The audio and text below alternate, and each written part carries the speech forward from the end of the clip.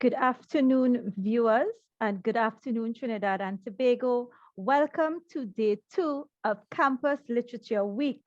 My name is Carolyn Whittier.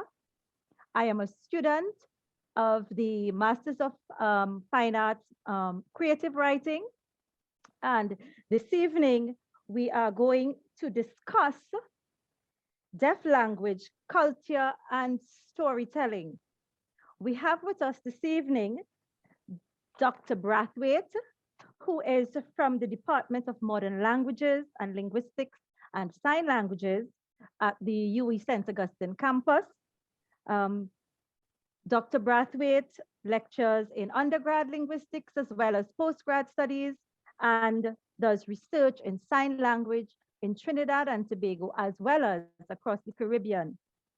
We also have with us this evening Mr. Danulal, Ian Danulal. Ian is deaf. He teaches sign language at University of the West Indies. He conducts research in sign language in Trinidad and Tobago, as well as across the Caribbean. Ian has been the first awardee of the Edward Gallaudet Award of 2019. This award is presented to a deaf or hearing leader from any place in the world who is working to promote the well-being of people worldwide. So Ian has contributed immensely to the upliftment and empowerment of deaf persons in Trinidad and Tobago and across the Caribbean. So I know Ian, Ben, you and Ian have done extensive research in Trinidad in sign language and all up the Caribbean. Could you give us, tell us a little bit about what is happening in your research, with your research in Trinidad and other areas of the Caribbean, and also tell us about Trinidad and Tobago Sign Language, where it was born, where it is presently.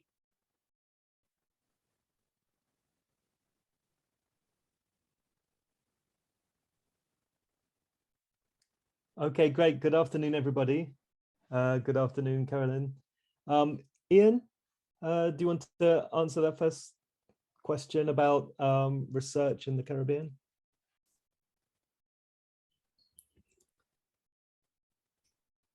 So I'm going to talk about how I started doing some research in the Caribbean.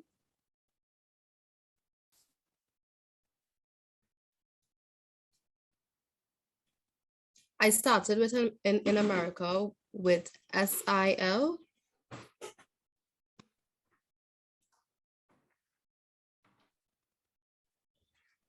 So we had our first research was done in Grenada, followed by St. Vincent. When we were completed, Ben recognized that I had done research and invited me to do research with him locally. And that's how I started teaching sign language at UWI. And now we have established groups to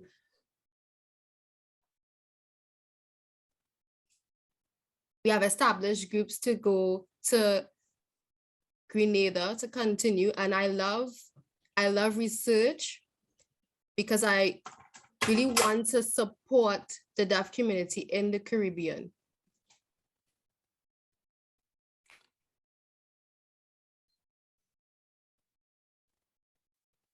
I want to support the linguistic identity of the deaf community because we can see now that the language is endangered.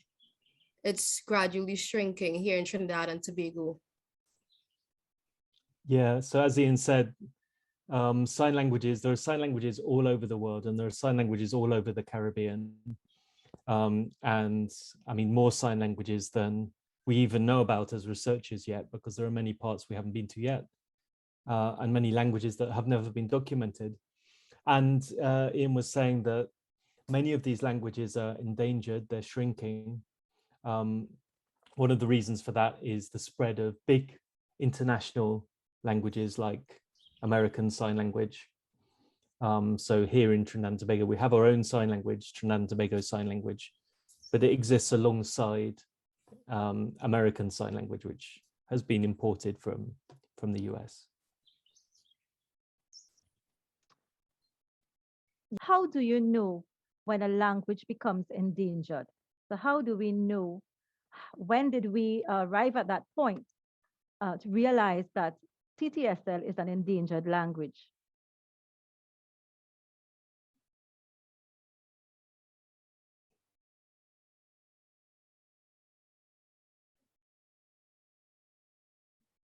Yeah.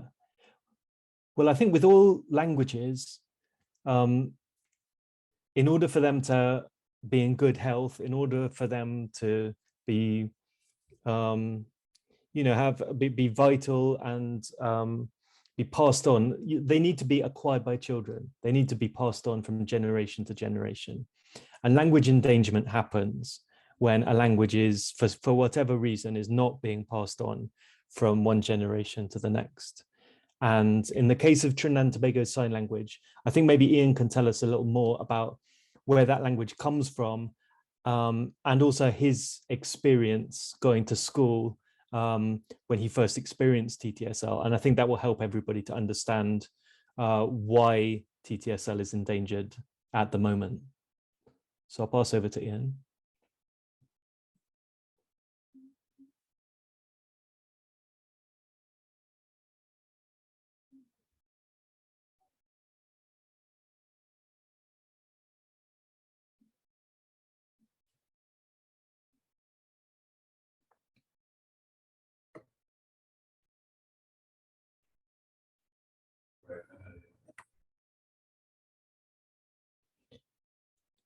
I started learning TTSL in school. Initially, we used exact signing. I remember on a lunchtime, I saw an elderly guy who was deaf, and he was really competent in signing Trinidad and Tobago Sign Language. And I started learning from him, and then I observed the differences in school. I was involved with a deaf club, and as I interacted, I saw a lot of older signers really competent and proficient in TTSL. They were not using, they were not signing exact English like in the school. And this was influenced by America. We had someone called Purgie coming from America to teach in the deaf schools. And I had now to learn TTSL and ASL, and they were both mixing up. And Ben asked me if I wanted to be involved in researching Trinidad and Tobago Sign Language, and I did. We met with younger persons, middle-aged persons, older persons, and we started collecting data, collecting videos. And we are seeing the older persons, they are still proficient in TTSL. However, the younger generations, they are not as competent. So we have been documenting the language to try to continue for sustainability. We have the Association for the Hearing Impaired, yes. However,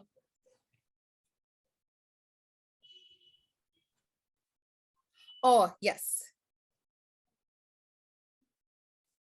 Yes, the association doesn't have the history of TTSL because they never documented. So myself and others, we started documenting the language to preserve it, documenting the history, and we want to spread the awareness.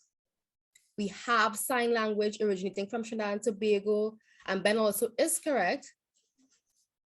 It is important that we continue teaching the younger generation to develop for the development of the language. However, if we don't, then the language will continue to be endangered and shrink. So it's important that we understand our history, we document our history, and document research and continue to connect and save these data, not only in Trinidad, but also in the Caribbean. And the Caribbean, they also have sign language that are heavily influenced by American Sign Language. I could Okay. maybe, I could maybe add a little more about where TTSL came from. Many people don't know about that history that Ian's talking about. So the first deaf school in Trinidad and Tobago was established in the 1940s in Cascade. People might still know the Cascade School for the Deaf. It was first set up in the 1940s. And that was really the first time that deaf kids from all over the country, and actually not just the country, from other islands too, from Barbados and Vincent, from Grenada, some from Guyana, all came together in Cascade for the first time.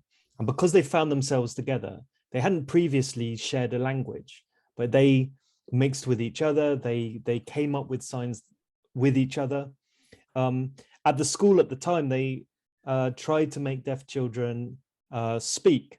They had these big amplification devices, big headphones, and their children would have to try to listen through these headphones, whatever their level of hearing was, and try to speak. And they even got licks in class if they were caught signing.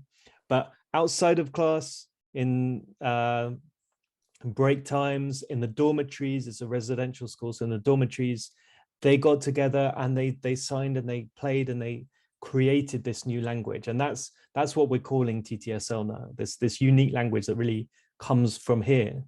And as Ian said, because in the 1970s, American Sign Language, versions of American Sign Language started to be used in the schools, that disrupted the transmission of TTSL. And like Ian said, there are older signers. Sadly, many of them are, they're reaching the age of 70 and 80 and they're moving on. They're still strong TTSL signers, but the younger people, younger deaf people, don't necessarily get much access to that way of signing. And that's why the language is endangered. Campus Literature Week seeks to highlight new writers in the faculty as well as across disciplines on campus and even across Trinidad and Tobago. So we encourage new writers to come on and highlight their work. So what is happening in terms of story writing, poetry in the deaf community? Do we have writers in Trinidad and Tobago or in any other Caribbean islands?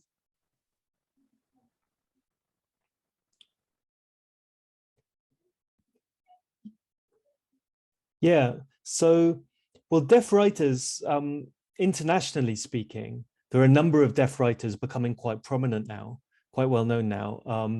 I imagine lots of people will have heard of Raymond Antrobus, who's a Jamaican-British poet, award-winning poet, who's deaf and he writes about deafness and writes about his experiences in deaf schools and that kind of thing.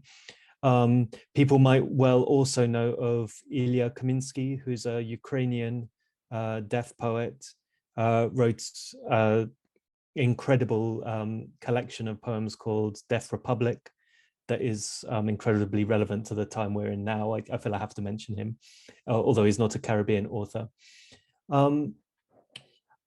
Apart from that, there is a deaf Trinidadian called Danielle Thompson, who is currently a professor at Gallaudet University, which is a university, deaf university in Washington, DC. She's Trinidadian and she published a children's book recently. But apart from that, there are lots of challenges with deaf education in Trinidad and Tobago and around the Caribbean. So for many deaf people, English is not the main language for creative expression in the deaf community. English can be quite a challenge because of the issues with education. But that doesn't mean there's no creative expression. And Ian can maybe talk about the kind of storytelling that happens in the deaf community, but it happens in sign language. It happens in TTSL or in American Sign Language.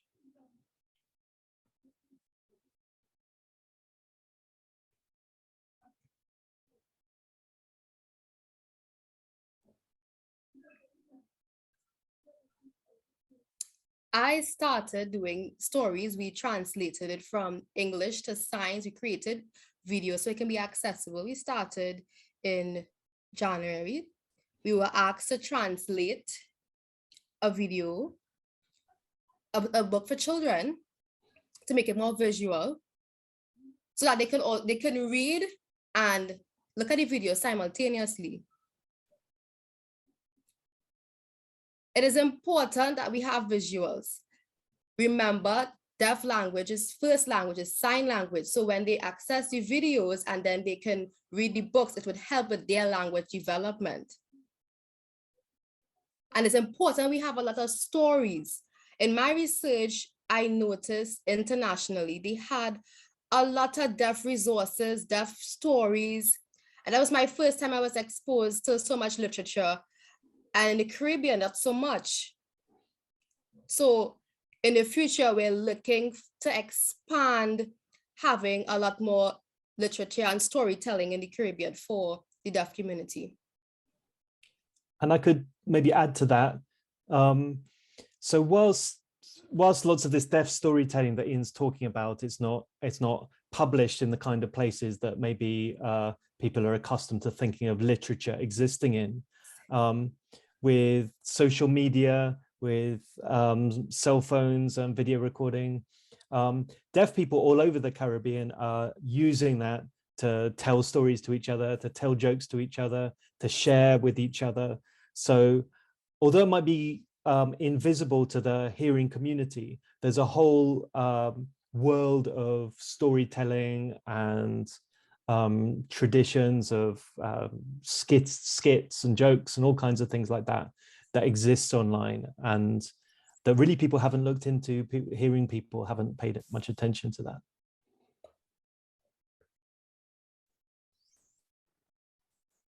Yes. So how do you think, right? Okay, so we have some videos, and we have these videos circulating in the social media. But how do you think that is actually contributing to preserving TTSL? Because I have seen some of the videos, and I know they use a lot of TTSL. But is it enough? Is it enough in terms of the storytelling in those videos? Is it contributing to preserving the sign language, TTSL?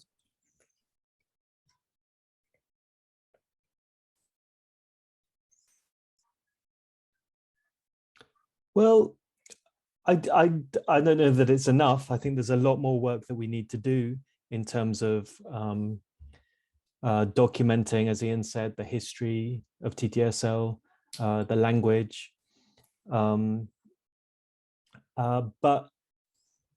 it is very important that we make resources, we make stories in TTSL that can be seen by deaf children.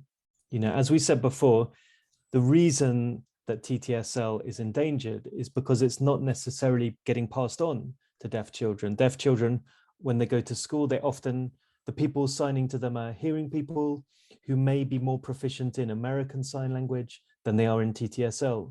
So they don't get that access to TTSL. So I think that these stories are very, very important. The work that Ian's been doing, translating stories into TTSL, is really important because it gives deaf kids something. It gives deaf kids some access. It's also important in terms of developing English literacy as well. You know, once you have, in order to acquire a second language, which is what English is for deaf children, you need to really have skills in your first language. And many deaf children come from hearing families. They may be the only deaf person in their family. They may not get a lot of language input when they're at home. So give it that these stories, again, they provide access to a rich world of language, and they provide a link, as Ian said, between sign language and TTSL and English, which are presented side by side in these ebooks. So it's not enough, but it's a start. And I think honestly, the deaf community need more support in that work.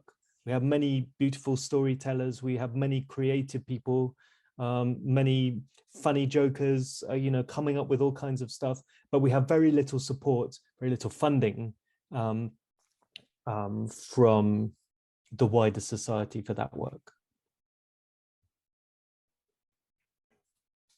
Oh, that brings me to I I remember when I was doing sign language with you all, with Ian and you, Ben, you used to give us some 2 to 3 minute videos to create. And I used to I always created short stories, you know, and I would incorporate doubles, linemen, I would incorporate the TTSL in there. But as an MFA student, how do you think, if I wanted to work or do something with the deaf community in terms of storytelling, maybe in a formal way or in any way, how do you think I would be able to do that?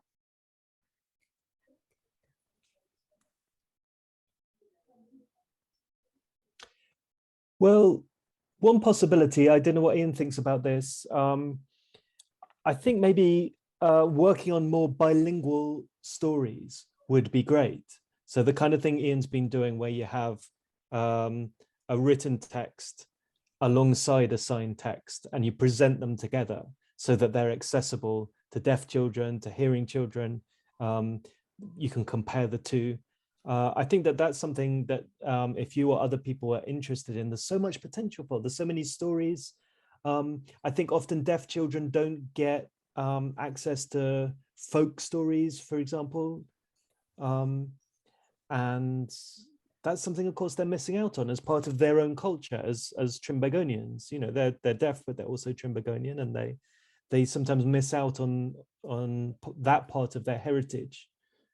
I don't know if Ian wants to add to that.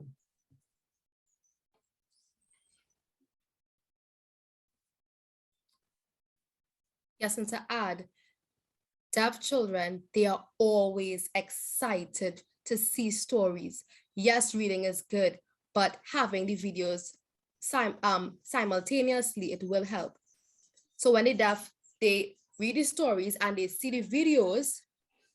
Doesn't matter if it's in primary school or the Caribbean or all education systems in the Caribbean, deaf persons, they are great at signing stories because they are interested in sign language. We see France, we see Spain, we have these things included in school, French and Spanish in school. However, what about sign language? Why is it not included in the school curriculum? And we having children learning this language from an early age, we will then see a changing language attitude towards the language. Yeah, can I? Oh, sorry. And secondly, how can you help the deaf community? Yes, you can partner with deaf organizations to work with us.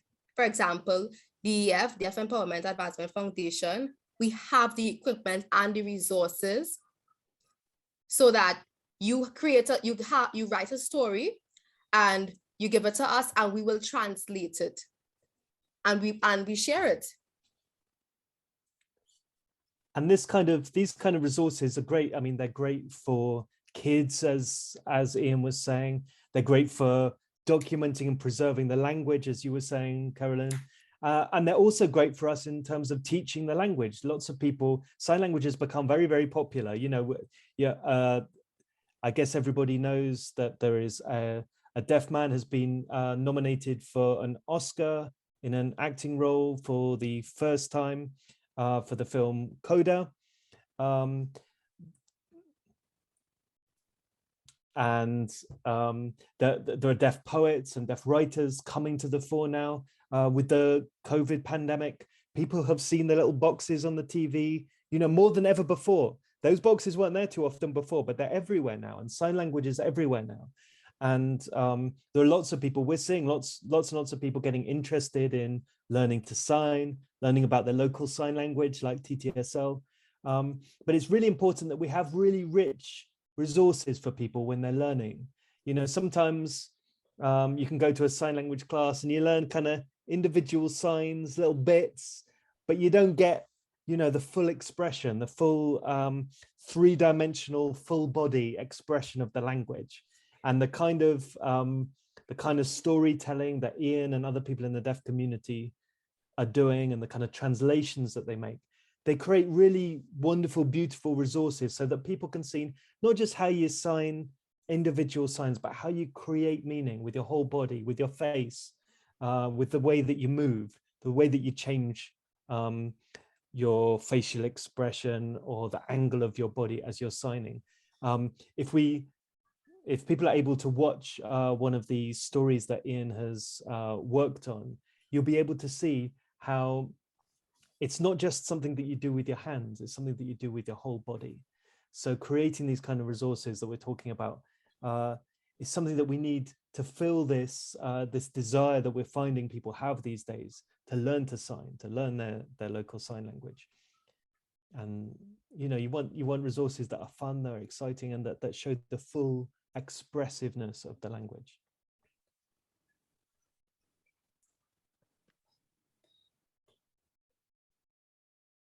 Yes. So as we are on that, Ben, Ian, are you thinking of incorporating creative stories in the course content at all? I mean, at UE, we have sign language 1, 2, and I know we have a few others as well. But are you, by chance, going to incorporate short story or creative stories in there through videos? I know the students, but at least when I was there, students would do it on their own. I would have done it on my own. But do you think it would, are you thinking of incorporating at all anywhere?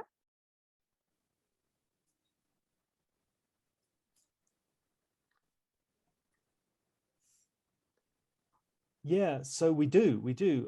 We ask our students to make their own videos, tell their own stories. Letitia, who you could see interpreting for us now, she's produced all kinds of really cool videos as part of her coursework.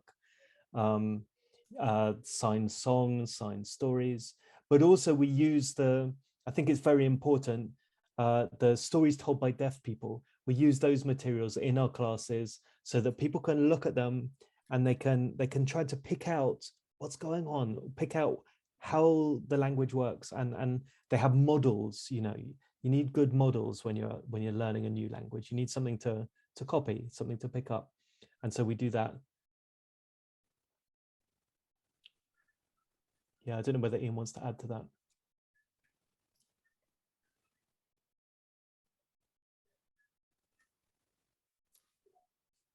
No further comments. So has Ian ever created any of his own stories?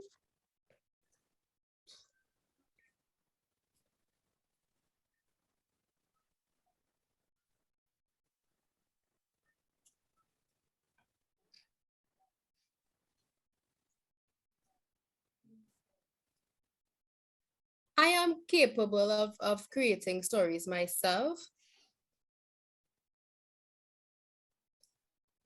But honestly, English still is challenging. We make a lot of jokes in our storytelling and have a lot of ideas for creative ideas. Not only myself, but the entire deaf community have a lot of storytelling in jokes and inspiring stories. We have a lot of them. Yeah, I think you could compare it a little bit with sort of oral storytelling traditions. So in the deaf community, you know, there's this tradition of telling stories to each other, among each other. Stories get passed down, say in the deaf school, in Cascade School for the Deaf, people will learn stories that previous generations of students would tell. So it's like that. Yeah, it's those kind of stories, and they exist mostly in people's minds rather than in a documented form.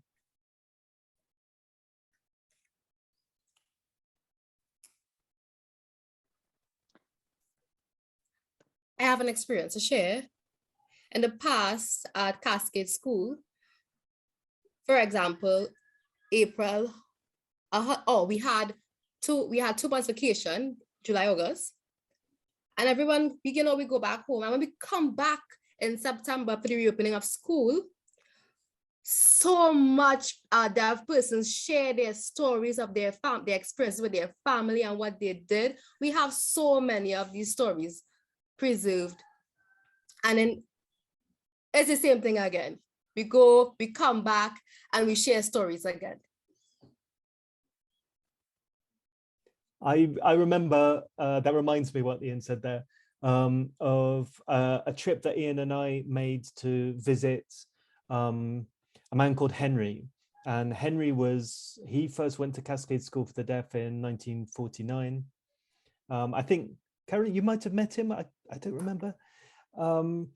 And Henry was a really strong TTSL signer. And he told us about how he would go to the cinema. He had his own sign ad. So just maybe to give people an idea of how the language has changed. Maybe Ian's the best person to show this, but the way you would sign cinema in American Sign Language versus the way that you would sign cinema in TTSL, like the older sign that Henry showed us.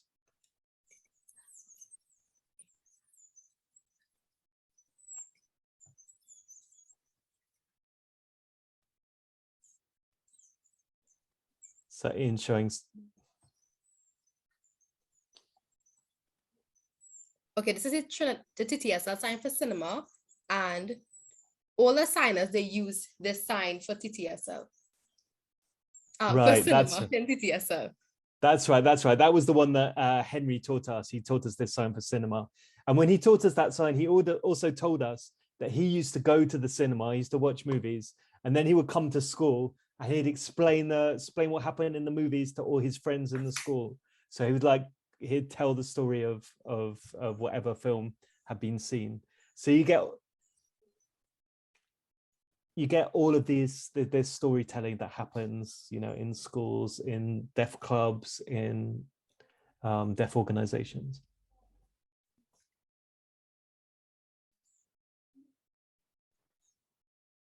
Yes, I think I remember Henry. Is that in the East, Toko, Sandy Grande area? Yeah, Yes. Henry. You're the same Sandy Grande. Sandy Yes, Grande. correct. Okay, yes. Yeah, So and Henry passed away last year. Oh. It was, yeah. And it's really sad. I mean, that's when we talk about the disappearance of the language of TTSL, people like Henry were really the creators. They were the first generation. They created that language, and they were also the guardians of that language. They were the strongest TTSL signers. And, as members of that generation pass away, the language, loses some of its creators, some of its signers. So we will show one of the stories that we have, Teju's Shadow, that I think Ian was doing the interpreting for that, signing for that video. So we will show that video now.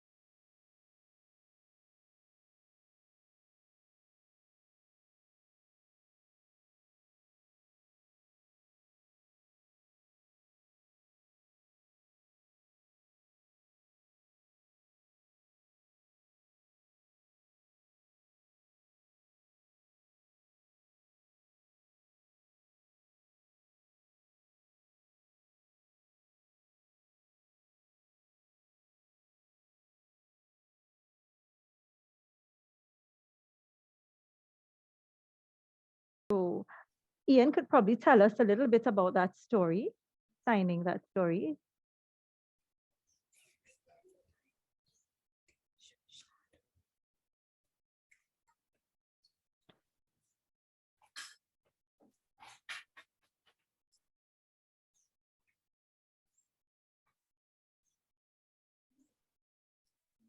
So I worked with a hearing person, Christiane.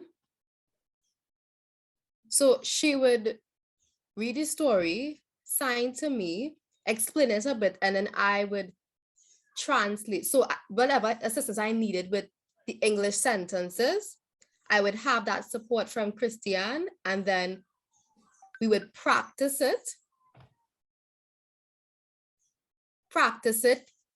start it, create it, and then edit it. So we didn't do it in one shot. We did it in parts. So if there was a point where, I probably forgot, I'd have to retrace my steps or revisit that particular part. I remember America, their signs.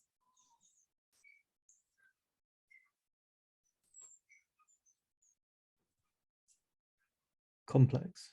Oh, thank you.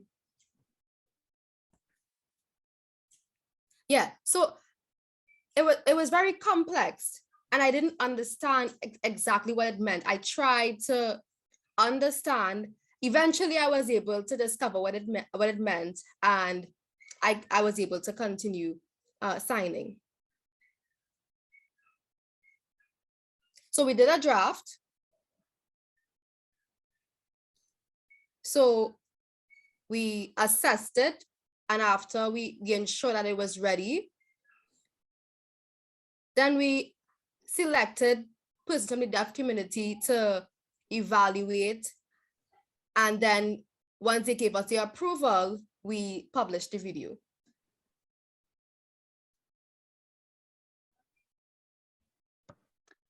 Yes, so we have come to almost to the end of this evening's session.